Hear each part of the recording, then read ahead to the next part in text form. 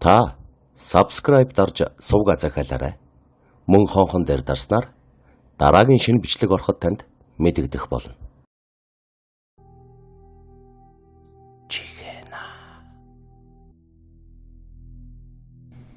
Зяан өдөр минь манайхаа чихэна богино түүхүүд суугтаа нэгдэцгээгээрээ богинохон сонирхолтой бичлэгүүд оруулаад яваад байгаа шүү.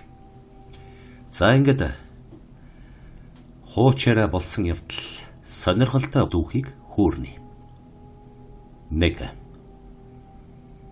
Дуулын хөвөөнд өвлжиж байсан самдгийн хүү морьтойгоо гол готолж аваад мөс рүү цөмөрчгөж гин гэсэн шууган голоор нэг тарж бил. Таньдаг мэддэг хүмүүс нь тэгээд бүр үхчихээ юу гэж сүйд болоход дөнгөө дамлангийн баг хүү мөстэй ус руу бэлхүүсээрээ сур уйж байгаад шумбаж орон голын ёроолд живчгсэн байхад нь олж гаргаж гинэ.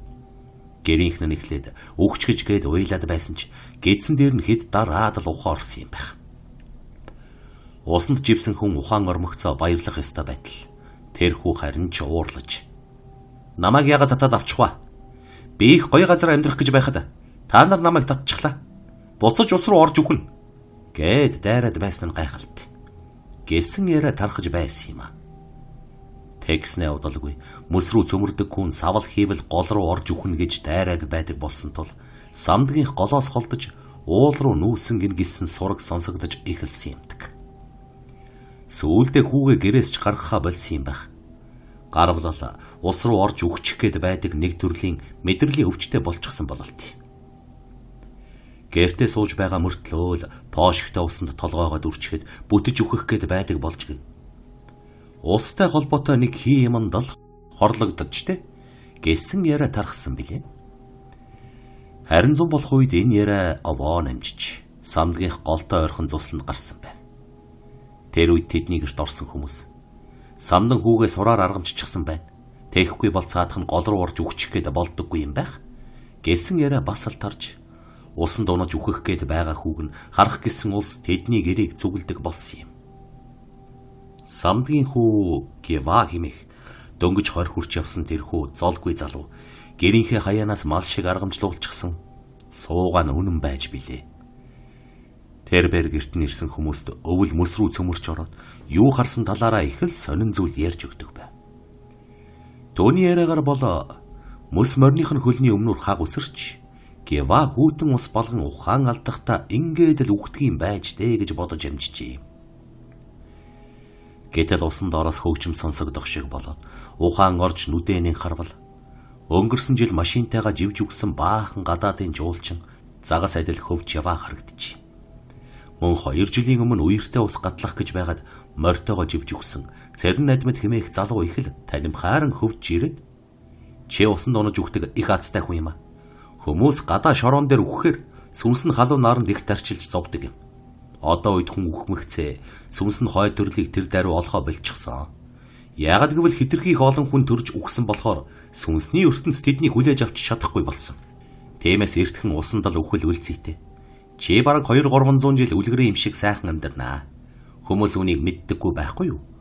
Гэж ухуулаад түүнийг дагуулan өнгө бүрийн чулуун хантай гэрэл ойсон маш гоёмсог газар руу орсон ажээ.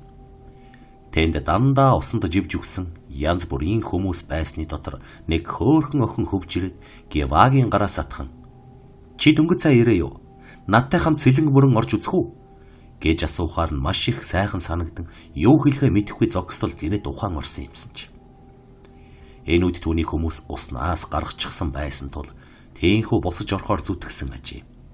Тэр бэрийн бүхнийг яриад би одоо газар дээр амьдрмааргүй байна. Ус руу орж үхнэ. Тэндэл жинхэнэ үлгэрийн юм шиг амьдрал байдгийг би харсан гэж сүтгэхэд байдаг байж.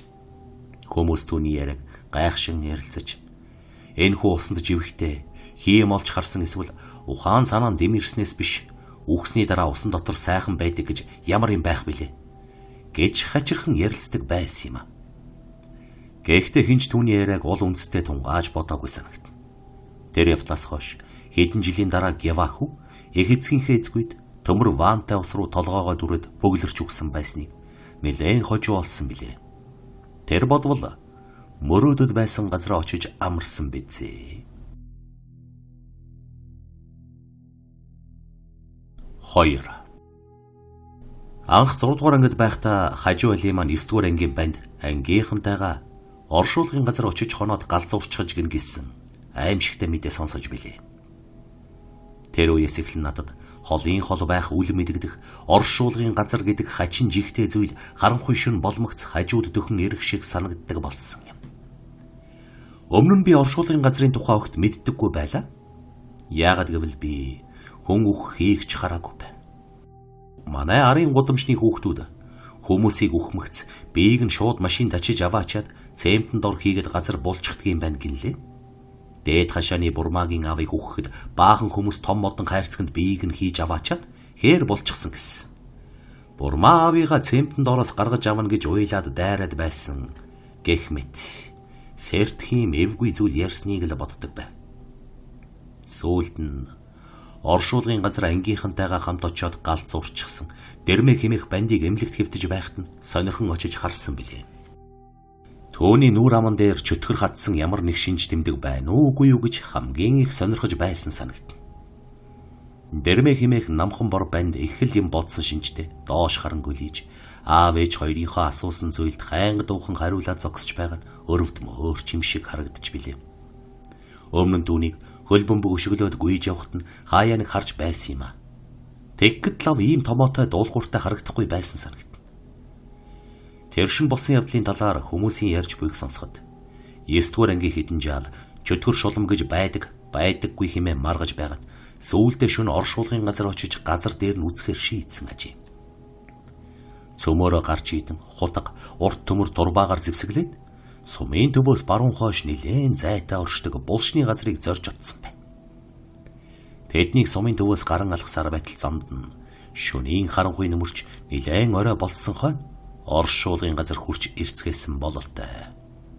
Тэд очимгцоо хамгийн захын шарилын хавтан дээр игнэн суулцгааж авч гарсан цай усаа гарган ууж зарим нь авч очсон хүнсний зүйлээ идэх.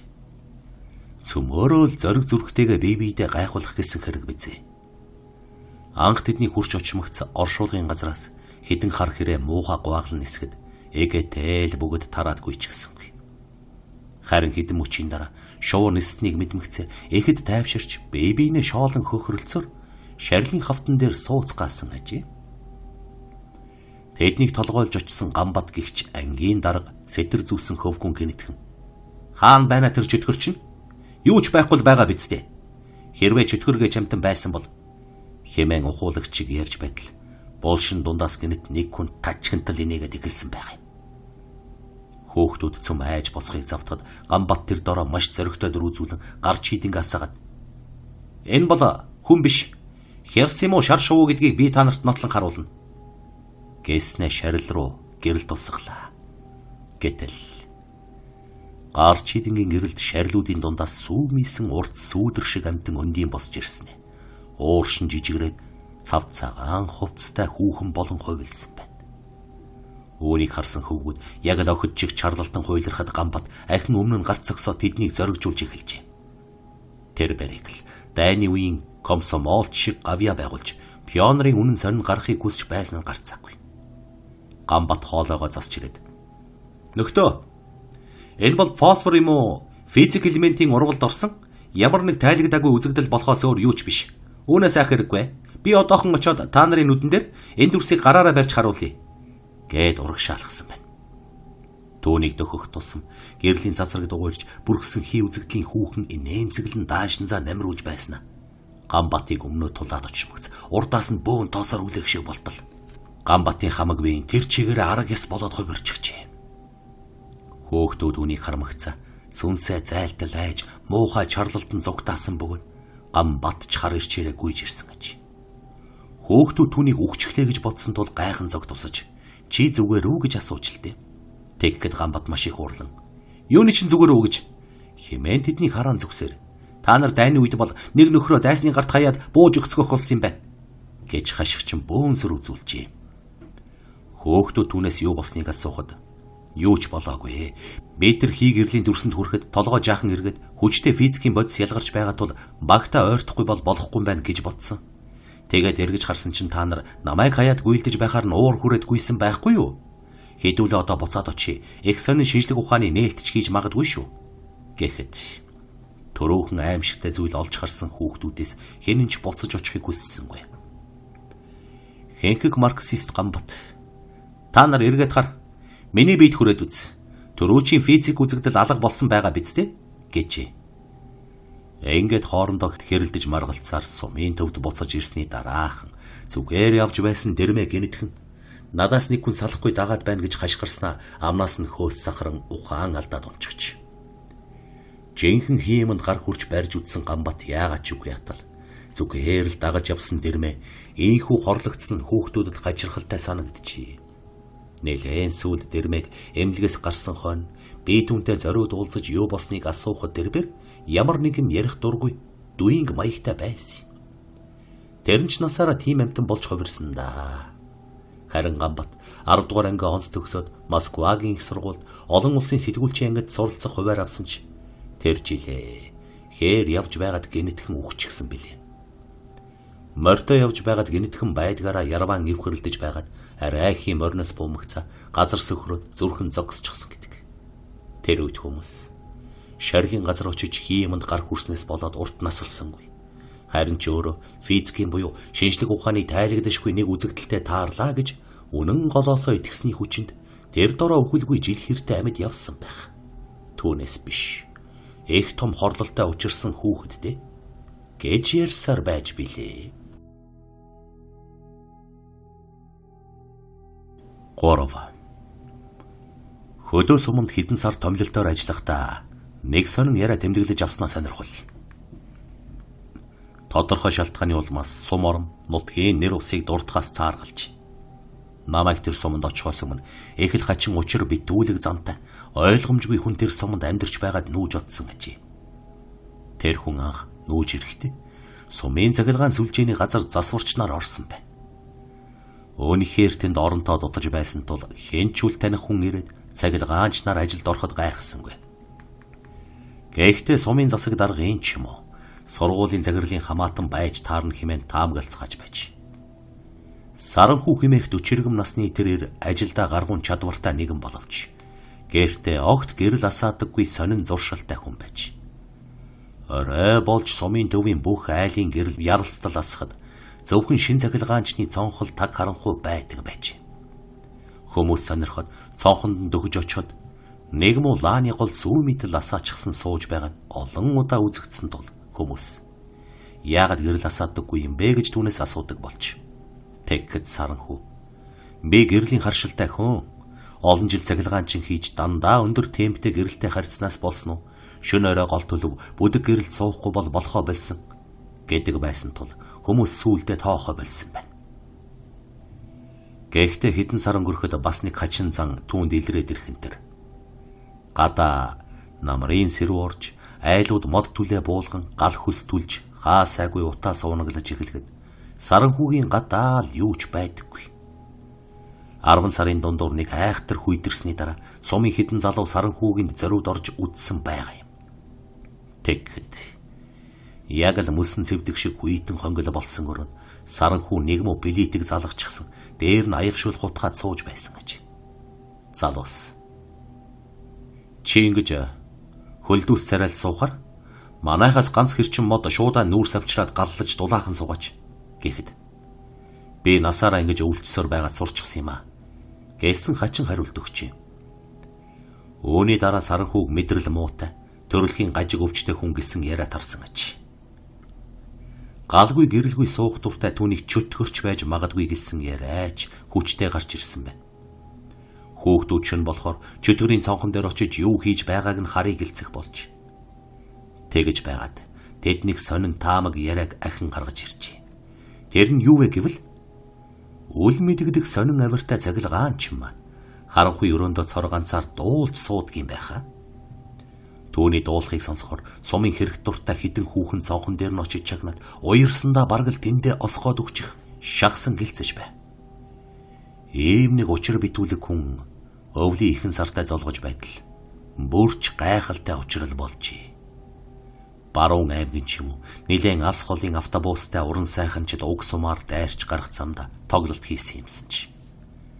Зах зээлийн үед нэлээд ховорцсон дагшаа хөгжмөнтэй, арбаад хүний бүрэлдэхүүнтэй, ардын дуу бүжгээр голдуу тоглодог хамтлаг байж. Хэдийгээр уг уран сайхны багийн ахлагч нь хаалган дээрээ зогсчихсан билетэй эхэл нарийн тасалж байсан ч тоглолт эхлэмэгц мөнгөгүй хүмүүс гуйж, нэг гуйдж, нэг аргалсаар цөмөөрө төрж ороод бяцхан клубээ дүүргэж гисэн аж. Ингээ тоглолт эхэлжээ. Эхний 2-3 номер явж зарим уран сайханчийг дахиулсны дараа тайзан дээр нэг зэрмийсэн цагаан охин шанз барьсаар гарч ирсэн байна. Тэр охиныг уг нь гойлонгоог дуулна гэж хөтлөгч нь зарласан боловч тэр шалуур үл мэдэх өмнө нь хинч сонсож байгаагүй тийм дууг шанзд нь дуулжээ. Тэгтэл энэ үед тайзны хажууд нэг согтуу хүн оччихсан явж байгаа үзэгдсэн аж. Тэр хүн гараас авчин дуулсаар тайзан дээр гарч очиход юун согтуу хүн байх вэ? Галгүй гэрэлгүй амьдарсаар чөтгөргөж дуудуулдаг болсон цахилгаанчин саранхүү амандаа дуу аялсаар гараас авчин явж байгааг бүгд харсан байна. Төвний арх уудаггүй сумаараа мэдэх тул их сонин үзэгдэл боллоо гэдгийг цөм ойлгосон ч уран сайханчид нилээн айсан бололтой нөгөө дуулж байсан охиноо тайзны араар чирээд оруулчихсан байна. Саранхүү яг л уран сайханч шиг тайзан дээр сүхрэн сууж гараа сарваа хун цэнгийн хоолойгоор уянгалуулан дуулахад сумынхан нийтээрээ алга нижигнүүлэн ташижээ. Шөнөн тэдгээр уран сайханчид явсны дараа хэсэг залуу Саранхүүгийн гэрт нь очиж хайсан боловч олдоогүй гэдэг. Нөгөө байшин галгүй, гэрэлгүй хിവэр эзгүй эрен хоцорч он удсны эцэд оюутнууд байрлсан аж. Энэ ярэг хүүрэнсэн улс тэр шөнө манай суманд ирж тоглосон явуулын уран сайханчид ч зүгээр хүмүүс байгаагүй байх. Нэгнээсээ төрчихсөн 2 өөр газрын сүнс бэбинэ хүлээгээд байж байсан ч юм билүү. Учир нь амьд хүнд байхгүй шинж төрхтөө тэр цахилгаанчинг алга болсны дараа ямар ч сураг ажиг гараагүй шүү гэж тайлбарлсан юм аа.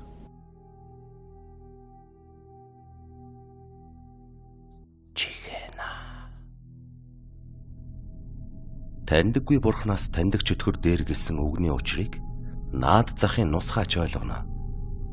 Тэгвэл энэ үг шууд утгаараа ойлгогдох нэгэн гайхамшигтай үйл явдал 20-р зууны эхний хагаст болжээ.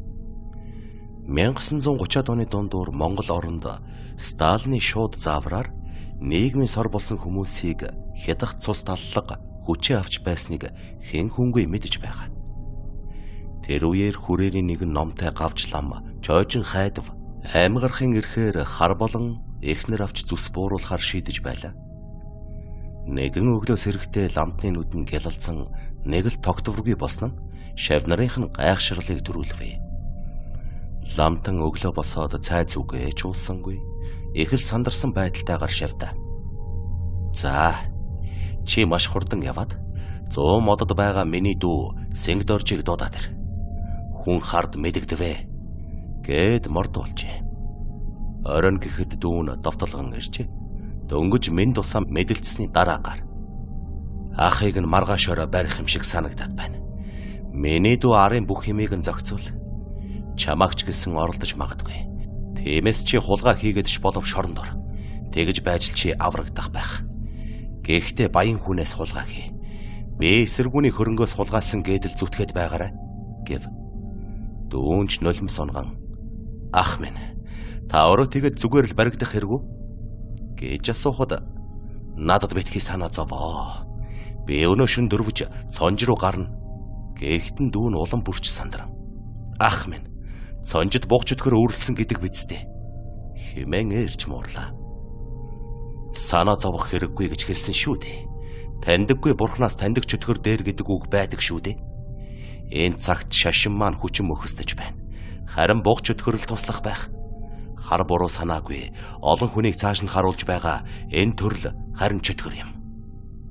Би харин ганцаараа явахгүй. Цанилэг шавьяга дагуулж явна. Намайг зүгтчихлаар ногоо малгатнууд муу хүүхдийг сүтэлчих байхаа. Бид хоёр ямарч байсан эссэн мэд мултарнаа. Сэнгэ минь. Чи өнөө шөнийн дотор л айлын гэрээс орч хулгай хий. Гэхдээ эд хогшил бол сайн шүү. Морь хулгайлбал намайг оргуулах гэсэн гэж харагдах байх. Гэж хэлээд дүүгийнхээ баруун хазрыг үнсээд явуулжээ. Тэгэд өнгөрсөн жил бэлдэж хоньныг үзэнд хийсэн бүтэн үхрийн борц болон сав суулга хувцас хунраа базаан шөн дөлөөр хөдөлжээ. Тэр хоёр мориор шүнжин давхиулсаар цонж хэмээх шигүү модтой ууланд хүрч морой соллон тавиад явганаар мацжээ. Орогдлууд бүхэл өдөржин явсаар цонжийн оргилд хүрч оройхон болохын хэрд нэгэн агуй олж орлоо. Багшин шавьда. Тун удахгүй янз бүрийн дүртэй аимшигт чөтгөр шолмод үзэгдэх байх. Чи нүдэ битгий нээгээрээ ном олон шат бай. Би аргалнаа. Миний хэлснээр л байх хэрэгтэй гэв. Ингээд л ламаха багштан хоёр нүдэ анин дүнгэр хийдэл майна уншиж эхэлжээ. Багштан баг зэрэг аргалын цогон дээр шар тос 13 тэргүүднийг хаялан хиншүү гаргаж байваа. Туунчдулгүй шавийнх нь мэдэрх үед нэг л ёр бусын зүйлс болоод байгаа нь бүр түүрхэн мэдрэгдэж байлаа. Удалгүй. За нүдэ нээгээрээ айж цочирдсан байдал гаргаж болохгүй шүү гэсэн багшийнхан дуу сонсогдлоо. Залуу лам цанилгийг нүдэ нэхэд чармаа шалдан үхтлүүд гөлис нүдээр цоо ширтэж бүчсэн байлаа. Хичнээн их айж мэгцэн ч гэсэн багшийнхаа хэлснээр биеэ хүчлэн барьж цэглэн суужээ. Хэдэн мөч өнгөрсний дараагаар баг зэрэг тайвшран ийш тийшээгээ харахтайгаа боллоо. Өгтлүүдийн байга төрх зөөлөшгүй муухайгаар сэтгэл хэртгэхийн аимшигтай ажээ. Шулмууд нь дэлэн хөхөө унжуулсан, чөтгөр нь бүрж аимшигт. Бэрд нь хялгсан хүзүүн дээр толгойн савлаж, тогоо шиг том гидсэн түгэлцэж харагдана.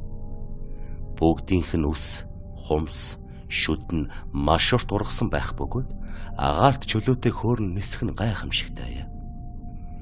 Цанилаг уг чөтгөрүүдийг өөрсдөд нь гим хийхгүй гэдгийг зөнгөөрөө мэдэрсний эцэст баг зэрэг тайвшрах чаалтав. Төдөлгүй мөнөөх чөтгөрүүд агуй хаалгаар нисэн гарч одоцгоолоо. Энэ үед л маш их айж байснаа мэдрэн жижирхэд багш нь чи цаашдаа бие барих шаардлагагүй. Бид хоёр эндээ хичнээн жил болохыг хэлэх аргагүй. Хоолундыг чөтгөрүүд зохицуулах байх гэжээ. Энэ цагаас эхлэн агуйд багш шав хоёр чөтгөрүүдийг хооллон аж төрөх болжээ. Чөтгөрүүд биегүй хоосон учраас үнрээр хоолдог болохоор сүр хийж өгдөг байлаа. Мөн чөтгөрүүд бөөнөрөө буух болон гөрөөс хөөж ирнэ. Түүнийг багш шав хоёр янзлан хоолнд хэрэглэнэ. Энэ олон жилийн дотор багшин шавтай бүхий л мэддэг чаддаг зүйлээ өвлүүлсэн нь тодорхой. Ингээд 5 жилийн дараа 1942 онд багш шав хоёр уулнаас буун дүү Сингдоржинд нь очсон гэдэг. Дүүнч хэлсэн ёсоор нь хулгай хийгээд 2 жил шоронд хоригдоод суллагдсан гэн. Багшлам дүүгиндээ 7 хоноод насан өд болвоо. Харин шав цанилэг нь хот орж аж үйлдвэрийн комбинатад ажиллах болсон байна.